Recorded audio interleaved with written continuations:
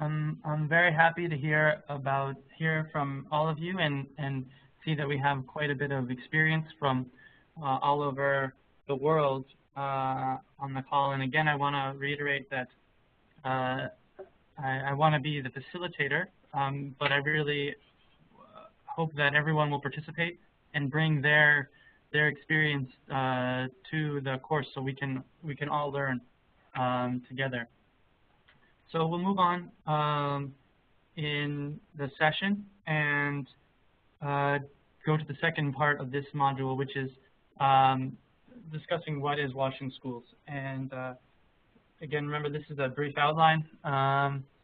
We talk about Washington Schools really, and we'll talk a little bit more next week about, or in 2 weeks, about the minimum standards document that you'll have a chance to read. We talk about access to sufficient quantities of safe water, and by safe we mean microbiologically and chemically safe water for drinking, hand washing, and personal hygiene, and then also sufficient quantities of water for other functions at the school, such as cleaning, cooking, flushing toilets, school farms, and other components when appropriate. We want to have toilet facilities that are child-friendly, gender-specific, culturally appropriate, and private, well-maintained. Something that's often missing in the school wash programs are personal hygiene materials, and that could include toilet paper or water, depending on the cultural context, soap, menstrual pads, etc. Hygiene education, which could include curriculum, components, wall paintings, competitions, radio spots, safe disposal of solid waste material, and of course control measures to reduce transmission and morbidity of wash-related illnesses. And those can be control of vector-borne diseases such as malaria, or include deworming campaigns or nutritional supplements, micronutrients, vitamin A, iron, things of that nature. So a Washington Schools program can mean many different things. And it'll, hopefully throughout the course, we'll gain an understanding of how to design the different types of Washington Schools programs and how to prioritize what components of Washington Schools fit into your own cultural, geographic, socioeconomic context within your country and within the different areas of the country and within the different populations. So a program could include a district-level hygiene promotion campaign. It could provide 100 schools with rainwater systems. It could develop a funding mechanism within the line ministries of the Department of Education for schools for soap provision. It could be a national-level policy initiative to increase funding for Washington Schools or money for Washington Schools. It could be a district-level deworming campaign. And it could be at school, instituting a school health curriculum, but it could be a number of different things as well. And so the point here is that the Washington Schools program is never one specific thing. It's going to depend quite a bit on the funds available, the timeline, and the context in which you're working. And I think the purpose of this course is to help us figure out how to take what's a generic term, Washington Schools program, and tailor it to the specific context in which we operate. So, in terms of the third point of this presentation is to talk about Washington Schools data, and I only have one slide because really there isn't very much. This is an issue that Murat and the team, the Call to Action team, has been working on to try and increase data around Washington Schools. I'm sure we're all familiar with the Joint Monitoring Program, which monitors the Millennium Development Goals. Typically, the target to reduce sanitation, improve access to sanitation and water, reduce the lack of access by half by 2015. Of course, that doesn't specifically cover school wash. but we know that there are many other of the MDGs that do address school wash, such as universal education, gender equity, child health, and but yet there's really no global, no monitoring system in place currently. There's no overarching system where governments collect that data, and I think in the coming months we'll probably ask all of you to see if you can get that data from your country.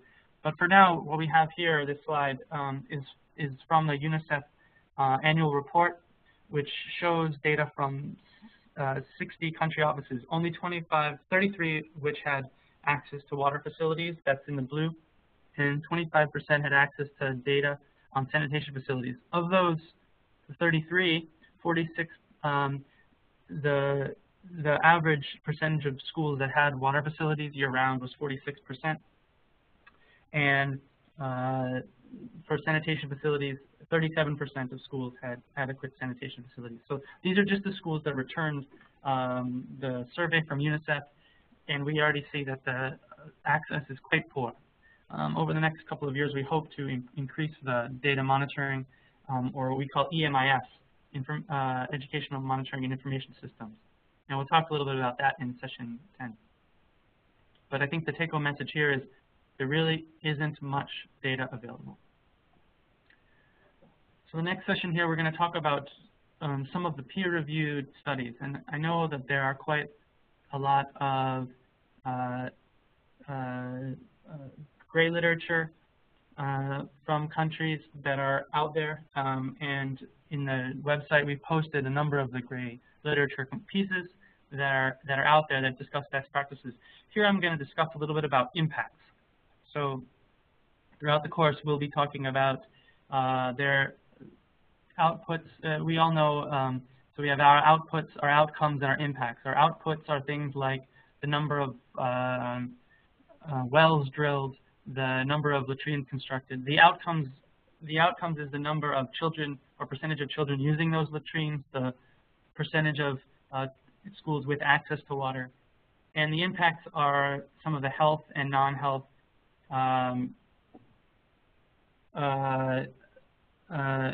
impacts. Just to briefly touch on the difference between gray literature and peer-reviewed literature.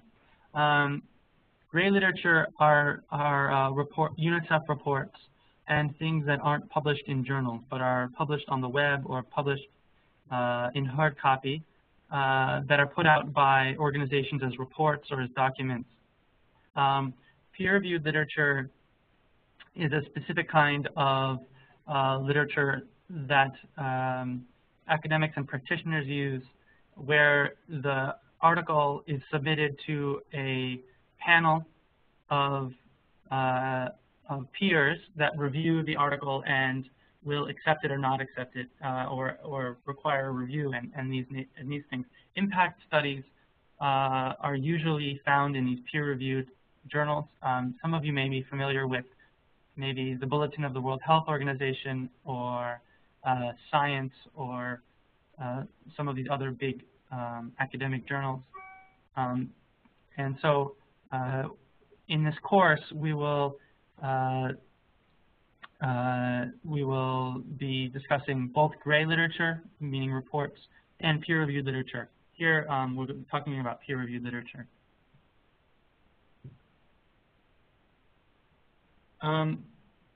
So here are some of the impacts that we talk about with regards to WASH in schools. On the left side, you see some of the health-related impacts, diarrhea, soil-transmitted helminths. So helminths, those of you who don't know, helminths are soil-transmitted helminths are intestinal parasites that can be that are ingested in the case of Ascaris and Trichuris through exposure to feces on the hands, or hookworm, which is happens when children step on feces on the ground, and then the hookworm burrows into the skin.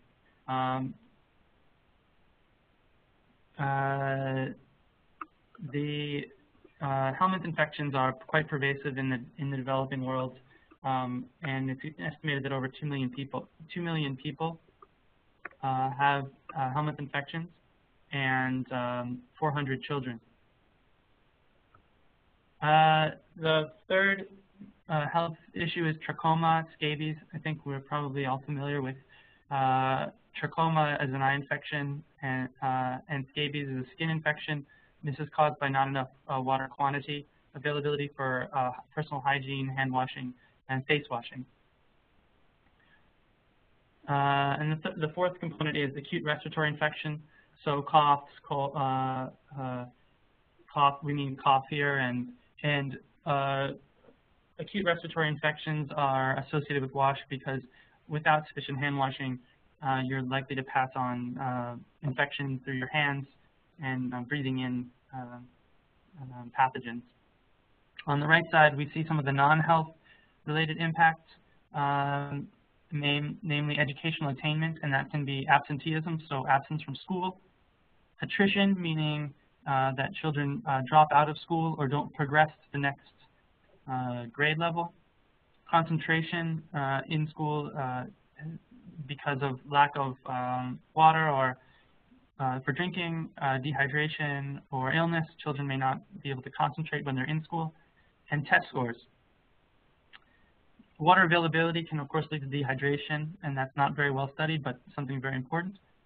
And then privacy and safety specifically around water collection and also sanitation in schools, and menstrual management. That's an emerging issue within the past few years around girls.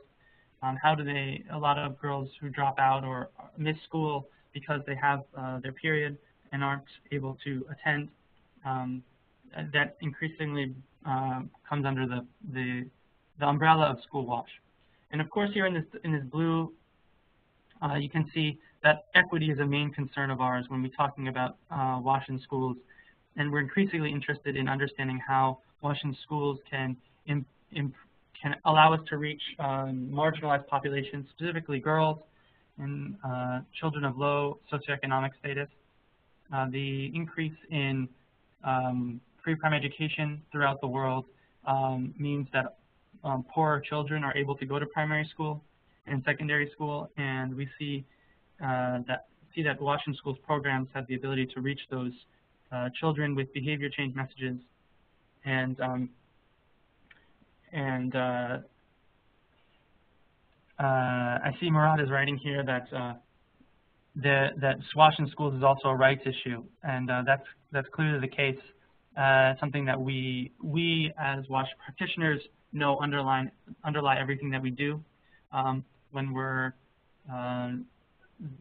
so that is just having the outcome access. So just having access to sanitation and water that children have access to and can use is in many ways an impact in and of itself. We don't necessarily need to measure the health or non-health impacts of our program if we're doing a good job of measuring our outcomes, because we know that WASH in schools is a right. Of course, many governments and donors want to see the impacts that we're finding, and so this is a way that we can use to advocate for more funding. So I'm going to briefly go through a number of studies and talk through some of the studies that are some of the key studies in the field that we hope you can be familiar with. Now, I understand that this may be, I hope that I'll be clear in my explanation, but please feel free to email me and ask me specific questions about specific studies.